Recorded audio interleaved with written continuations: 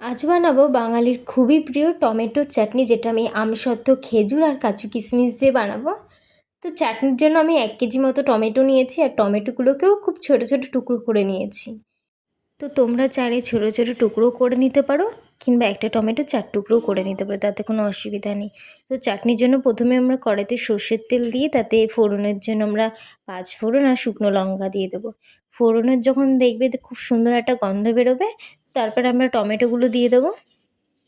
দিয়ে আমরা ফোড়নের সাথে ভালোভাবে মিশিয়ে নেব। তো টমেটোর মধ্যে লবণ দিতে একদমই ভুলো না, লবণটা দিলে টমেটোটা খুব তাড়াতাড়ি সেদ্ধ হয়ে যায়। আর লবণের সাথে সাথে একটু হলুদও দিয়ে দেবে, হলুদটা দিলে টমেটোর চাটনিটা খুবই সুন্দর একটি কালার আসে। তো আমরা ভালোভাবে নেড়েচেড়ে নেব টমেটোটা।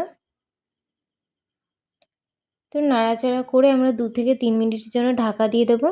তো 3 মিনিট হয়ে গেলে ঢাকনাটা তুলে দেখবে এইভাবে জল বেরিয়েছে অনেকটা টমেটো থেকে। আমরা চাটনিতে কোনো রকম জল আর ইউজ করব না। তারপর একটা খুন্তি বা হাতার সাহায্যে এভাবে ঘেটে নিতে হবে টমেটোটা। তো আমরা 200 গ্রাম চিনি দিয়ে দিয়েছি, 1 কেজি টমেটোর জন্য যথেষ্ট। তো চিনির সাথে ভালোভাবে মিশিয়ে নেব।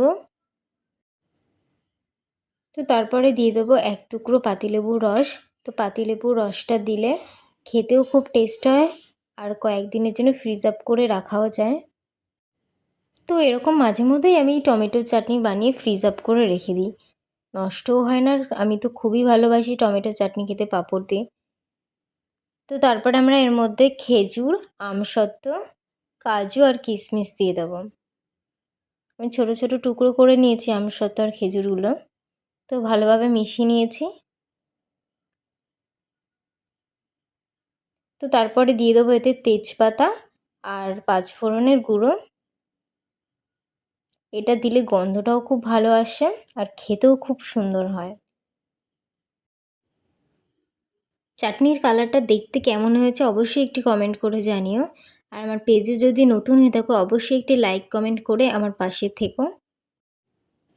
আর কার কার চাটনি খেতে ভালো লাগে সেটাও একটু কমেন্ট করে জানিও। আমার তো চাটনি খুবই খুবই পছন্দের একটি খাবার।